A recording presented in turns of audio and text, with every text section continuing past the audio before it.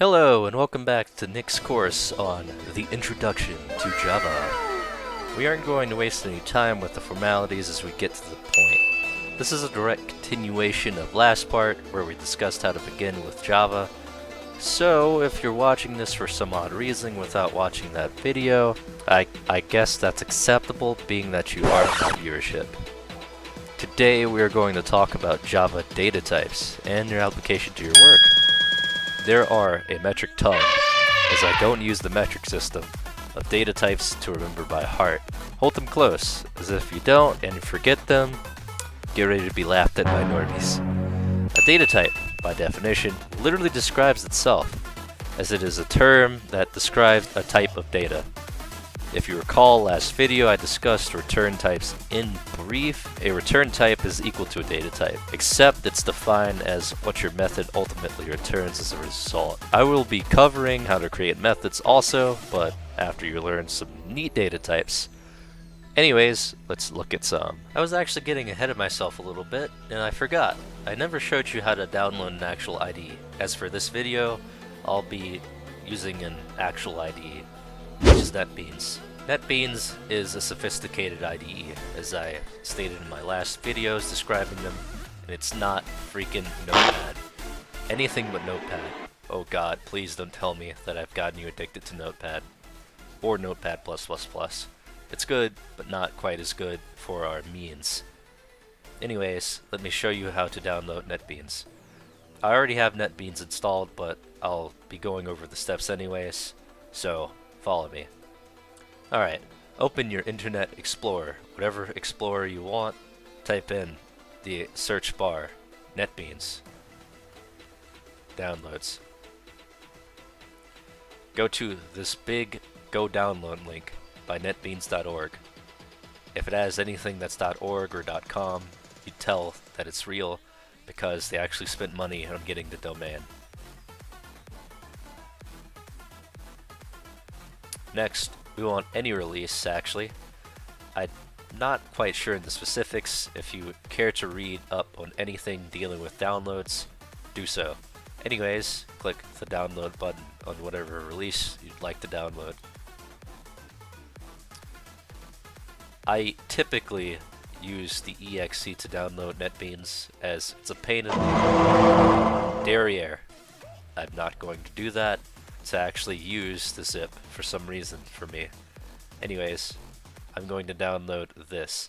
As you can tell, it has a SHA-1512, which basically means that you can just look up its SHA type and match it to whatever SHA they give you and see if it actually, is real, not fake. Anyways, let's click on the download exe. Click on the HTTP, downloads apache.org. It'll give you the exe down here in the search bar, the download bar. Well, you probably have you probably have better internet than I do, and I think I've kind of run that gravy train dry in the last video by forcing you to endure what I had to endure at 300 times the speed. Alright, now we have our NetBeans exe. I actually did not want to download it or sit here waiting that effing long, so I just decided to pull up a NetBeans that's literally the same thing. Forgive me, strike me down, Lord, if I've done something wrong. Anyways, click the Apache NetBeans installer. Press yes.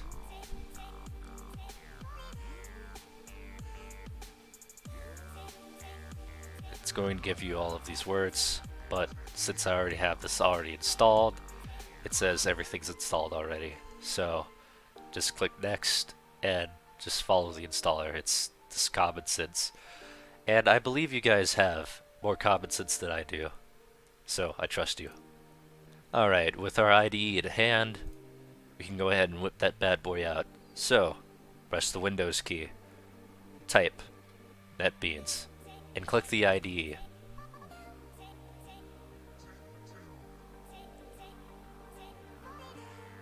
Alright, so I'm assuming that this is going to be our absolute first time using a sophisticated IDE such as NetBeans. So it's going to start off differently for everyone, but follow my steps. we're going to start off by creating a new project in the File tab up there, and these areas might be grayed out for you. So if they are, just simply click on them, click Next, and it should install the the component that you need. I'm going to be using the Java application section. I'm going to name my project whatever, as I really don't care about project names, so we're going to name it YouTube Project 2, as this is the second project. Unlike what we did before, we actually don't need to define a Java file. We just open the Files tab, we click all of these down,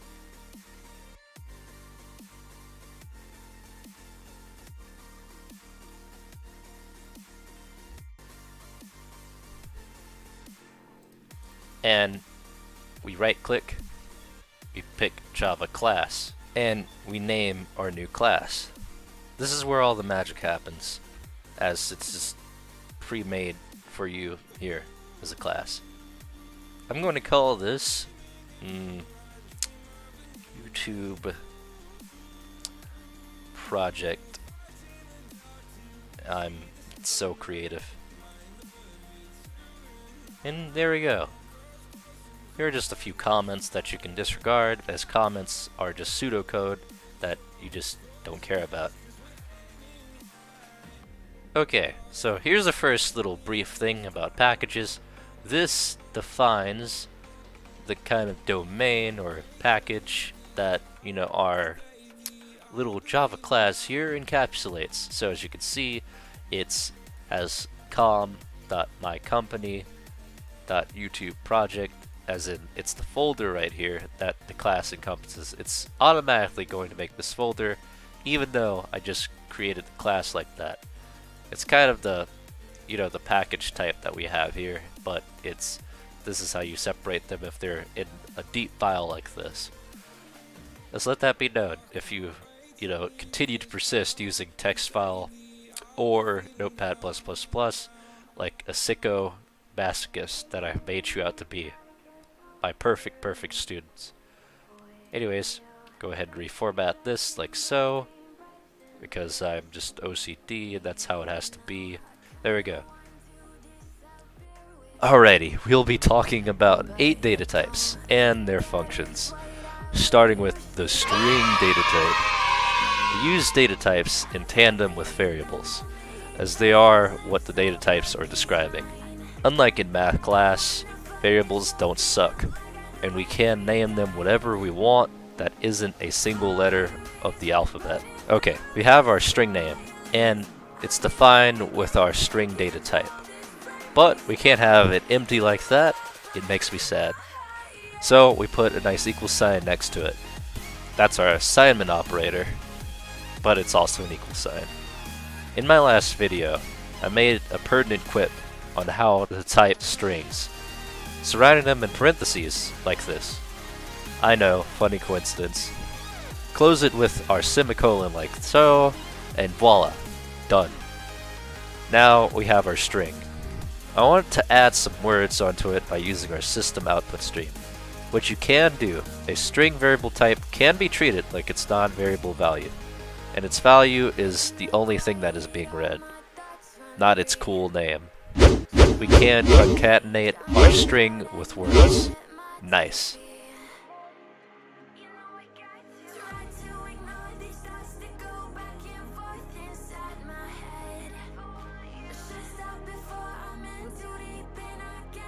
Strings are not only useful for literature as Shakespeare intended, but they also are very flexible when it comes to other data types, which I'll get to in a little bit.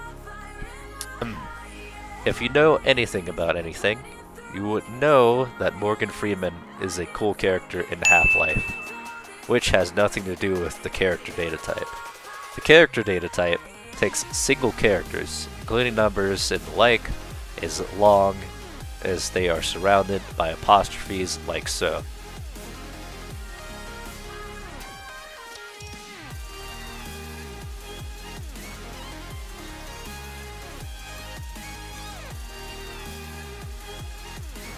The character type cannot accept more than one character at a time, like our man string. He is a data type of moderation. Also, did you know that you can use UTF characters as values for character data types? Like, awesome, right? Makes me want to use them more. Next on the chopping block, we have the Boolean Datatype. If you are as learned as I take you for, Boolean describes a logical data type of simply true or false, nay or yay. It isn't very hard to understand, but it's absurdly useful for loops, which I am trying so hard to avoid talking about for the sake of this video. Anyhow, Boolean data types only take true or false values. They can't take anything else, or be used in anything else other than logical conditions.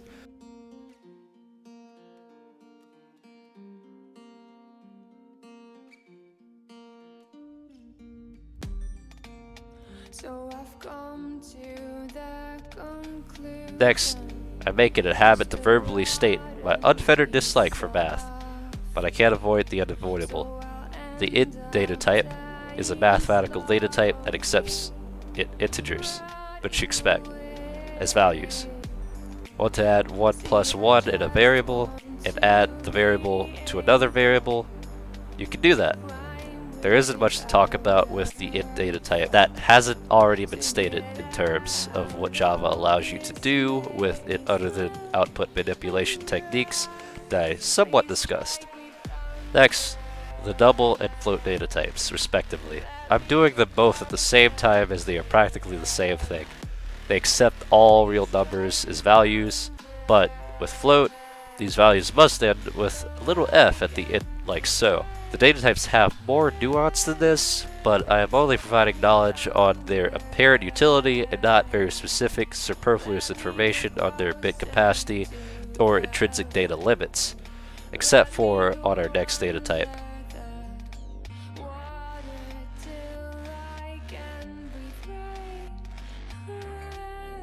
Double can accept int variables and values as input, but int can't accept double values as input alongside float. Tragic. Now, I talked about the flexibility of strings before if you were listening at all, and there's a nice workaround to these limitations. If you must use values of incompatible data types, you can call upon a few shady conversion methods Java provides to you. The catch is, they only apply to strings. Boo.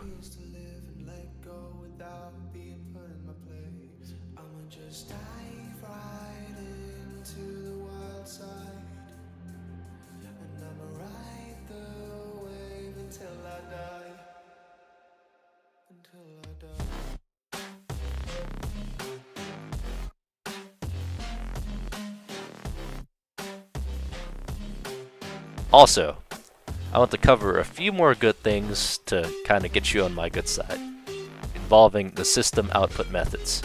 You can use the printf output method to greatly manipulate your output.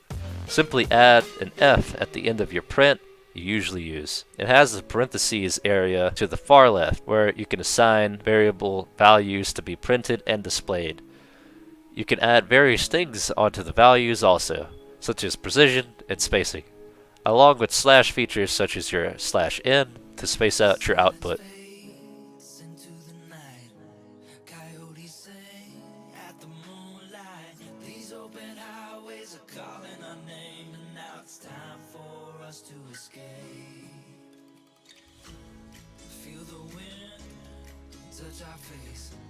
Let's take a spin to a foreign place. These open highways are calling our name, and now it's time for us to escape. Escape to a world we don't know. Escape. Oh, I forgot to mention the printline output method, which is the same as the print method. Instead, it creates a new line after the data is output. You can also use the /n in the parentheses to add this new line, but it's more convenient to take advantage of new things. I digress. Our next data type is the long data type, which doubles 4-byte carrying capacity of the int data type to 8 bytes. Long acts exactly like the int data type, it's just, well, longer. Finally, we have the var data type, I have a special attraction to this type, perfectly acceptable being that it's totally androgynous. Yes, it's essentially an androgynous data type. Funny joke, as it changes to the type according to its value. For instance, if I assign a string value to my varied variable here, he/she becomes a string data type. He/she can also change its data type on the fly multiple times over also, like any of our previously mentioned data types, further in the program. Wave goodbye to your city life. Say hello to the desert sky. These open highways are calling our name. And now it's time for us to escape. Escape to a world we don't know. Escape into the great unknown. Escape. Well, that being all the variables, let's take a look at some methods to use them with. Okay, I want to make a method that our main method can use, so it also needs to be static. Trying to mix an independent and dependent person together ends in catastrophe. Just ask Karen. Anyhow, I want our main method to feel dumb. So I'm going to have our smart kid here return a nice int type and take parameters from our main dummy up there. Note, it doesn't matter where you define a method like this in the class. Unlike the inside of the main method, where each line is read chronologically, methods are called at any position. Anyways, now that we have our smart aleck defined, we need to give him an int variable to return, which I will call answer. I am so imaginative. Anyways, you can still use your system output methods in other methods, like for example in the main method and its a void. You can do that with return type values that return anything, even though they're called differently, as you'll see. And they are displayed also, so don't mind me. Anyways, here is our return. Done. Now watch the magic.